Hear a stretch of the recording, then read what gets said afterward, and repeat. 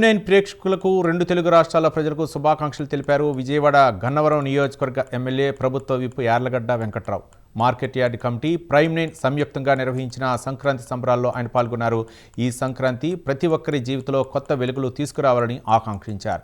రైతు పంట చేతికి వచ్చి ఆనందంతో చేసుకునే పండుగని, ఆ విధంగానే గన్నవరం నియోజకవర్గ ప్రజలంతా సుఖ సంతోషాలతో ఉండాలన్నారు. యువతను ఉద్యోగ దిశగా తీసుకెళ్లటమే తన లక్ష్యమని అంటున్న గన్నవరం నియోజకవర్గ ఎమ్మెల్యే ప్రభుత్వ విప్ యార్లగడ్డ వెంకట్రావుతో మా correspondent Raj Kumar face to face. Gannavaram నియోజకవర్గంలో సంక్రాంతి సంబరాలు చాలా గట్టిగా జరుగుతున్నాయి. ప్రత్యేకంగా యార్లగడ్డ వెంకట్రావు స్థానిక శాసనసభ్యులు ప్రత్యేకంగా ఈ కార్యక్రమంలో పాల్గొంటూ ఉన్నారు. ప్రత్యేకంగా ఇక్కడ ఉన్నటువంటి అన్ని ఎడ్ల పోటీలు, ప్రత్యేకంగా ఇటు ఆవులకు సంబంధించి అన్ని రకాల ఆవుల ప్రదర్శన చాలా పెద్ద ఎత్తున జరుగుతుంది. ప్రత్యేకంగా వీటిని ప్రత్యక్షంగా స్థానికంగా ఉన్నటువంటి శాసనసభ్యులు యార్లగడ్డ వెంకట్రావు కూడా ప్రత్యేకంగా వీటిని పరిశీలిస్తూ ఉన్నారు. ఆయన కూడా ఎడ్లంటే మక్కువగా ఉంది కాబట్టి సంక్రాంతి అసలు ఎట్లా జరుగుతుంది, ఈ సంబరాలు ఏ విధంగా జరుగుతున్నాయి, యార్లగడ్డ వెంకట్రావు ఉన్నారు, ఆయనతో మాట్లాడదాం. సార్, చాలా పెద్ద ఎత్తున నిర్వహిస్తున్నారు, రైతులందరూ కూడా చాలా ఆనందంగా ఉండి జరుపుకునే పండుగ ఎట్లా అనిపిస్తుంది సంక్రాంతి? ప్రతి సంక్రాంతి సంవత్సరానికి ఒకసారి వచ్చే పండుగ సంక్రాంతి.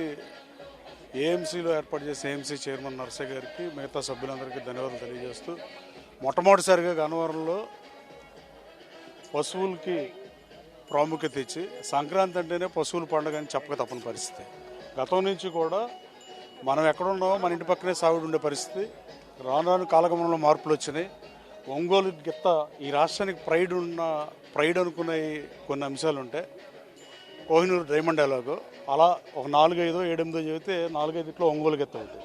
గుండ్లకమ్మ నదీ పరివాహక ప్రాంతంలో పుట్టి దాని పుట్టుకే ఇక్కడ ఆంధ్రప్రదేశ్ రాష్ట్రంలో పుట్టిన గిత్త ఇవాళ కనుమరుగయ్యే పరిస్థితుల్లో ట్రాక్టర్లు రావటం, వ్యవసాయం యాంత్రికంగా మారటంతో కొంత ఆవులను కూడా మేపే రైతులు తగ్గిపోవటం, కొంత ఒంగోలు జాతి అంతరించిపోయే పరిస్థితులు వచ్చినాయి. కేవలం ఇంకా ఒంగోలు జాతి ఇంకా ఫోటోలో చూపించకుండా ఒంగోలు జాతి ఆవుని బయట చూపించగలుగుతున్నాడు కారణం ఈ గిత్తలే. ఈ గిత్తల పందిపు గిత్తలు మేపే రైతు సోదరులు కానీ, అలాగే పందెం పెట్టి డబ్బులు ఇచ్చి పశుపోషణని కష్టతరమైన రోజుల్లో పశువులను ప్రోత్సహిస్తానికి సహకరిస్తున్న పశు ప్రదర్శన పోటీలు పెట్టే రాజకీయ నాయకులు కానీ, ఇండస్ట్రీస్టులు కానీ కూడా ధన్యవాదాలు తెలియజేస్తాను. వాళ్ళు ఇండైరెక్ట్గా ఒంగోలు జాతి సంక్షేమం కోసం, ఒంగోలు జాతి కనుమరుగకుండా వాళ్ళు చూస్తున్నారంటే ఏమాత్రం సందేహం లేదు. అలాగే సంక్రాంతి ఉద్యోగ ఉపాధి అవకాశాల కోసం, వ్యాపారం కోసం దేశ విదేశాలు కానీ పక్క రాష్ట్రాలు కానీ సెటిల్ అయిన వాళ్ళందరూ ఇవాళ వెనక్కి వస్తున్నారంటే దానికి కారణం మన ఆంధ్రప్రదేశ్ రాష్ట్రంలో ఉన్న సంస్కృతి సాంప్రదాయాన్ని కొనసాగిస్తంలో భాగంగా ఈ రాష్ట్రంలో సంక్రాంతి పండుగ అనేది ఎప్పుడో పూర్వీకులు కనుక్కున్నారు. రైతు సోదరుడు ఒడ్లింటికి వచ్చినప్పుడు డబ్బులు ఉన్నప్పుడు పెట్టిన పండుగ ఇది. ఎప్పుడైతే డబ్బులు ఉంటాయో అప్పుడు పెట్టిన పండుగ. ఆ అనాది కాలం నుంచి చదువు లేని టైంలోనే పెట్టిన సంస్కృతి సాంప్రదాయాలను ఇప్పుడు చదువు టెక్నాలజీ ఎంత పెరిగినా, కంప్యూటర్స్ ఏఐలు ఎన్ని వచ్చినా ఇంకా సంస్కృతి సాంప్రదాయాలను కాపాడుతున్నారంటే అది ఆంధ్రప్రదేశ్ రాష్ట్ర ప్రజలకే దక్కుతుంది. ఉద్యోగ ఉపాధి అవకాశాల కోసం, వ్యాపారాల కోసం బయటికి వెళ్ళిన వాళ్ళు కూడా సంక్రాంతి సందర్భంగా జన్మభూమికి రావటం అభినందనీయం. కేవలం వాళ్ళు రావటం వల్లే సంక్రాంతి శోభ పెరిగింది. సంక్రాంతి పండుగ కూడా ఎంతో కొంత ఒత్తిడికి గురైందని చెప్పొచ్చు. గత 10-12 ఏళ్ల పాటు మధ్యలో తర్వాత మళ్ళీ ఇప్పుడు గత వైభవానికి ఉన్న ఎక్కువగా ఇప్పుడు సంక్రాంతి నిర్వహించే పరిస్థితులు గ్రామాల్లో నెలకొన్నాయి.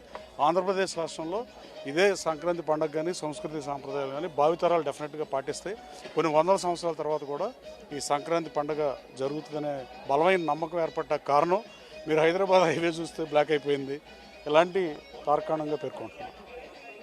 ముఖ్యంగా ఏదైతే ఉద్యోగ ఉపాధి అవకాశాల గురించి మాట్లాడుతూస్తున్నారు, ప్రత్యేకంగా ఇప్పటికీ 8,000 ఉద్యోగాలు వారికి అవకాశం కల్పించారు. ఇంకా భవిష్యత్తు ఎలా ఉండబోతుంది? ఈ సంక్రాంతి వేదిక ఏమైనా వారికి ప్రకటన చేయబోతున్నారు? ఖచ్చితంగా ఎలా ఉంటుంది? బేసిక్గా హెచ్సిఎల్ కంపెనీతో మాట్లాడే హెచ్సిఎల్ ఫౌండేషన్ వాళ్ళు ఏ ట్రైనింగ్ ఇస్తున్నారు, సెక్రటేరియట్ ఒకదాన్ని వాళ్ళకి ఇచ్చేసాం. ఫౌండేషన్ వాళ్ళకి ఏ మీద, సర్వీస్ నో మీద, డేటా సైన్స్ మీద ట్రైనింగ్ ఇవ్వబోతున్నాం. ఈ నిరుద్యోగ యువకులకు గన్నవరం నియోజకవర్గం వాళ్ళకి ఫ్రీ ట్రైనింగ్ ఇస్తాం.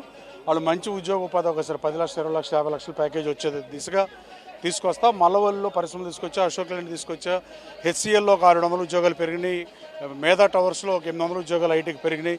రాబోయే కాలంలో 15,000 మందికి ఉద్యోగ ఉపాధి అవకాశం కల్పిస్తా అన్నారు. లోకేష్ బాబు చెప్పినట్టే 20 లక్షల ఉద్యోగ ఉపాధి అవకాశాల్లో భాగంగా 15,000 కన్నా ఇంక ఎక్కువ పెద్దగా ప్రయత్నం చేస్తా.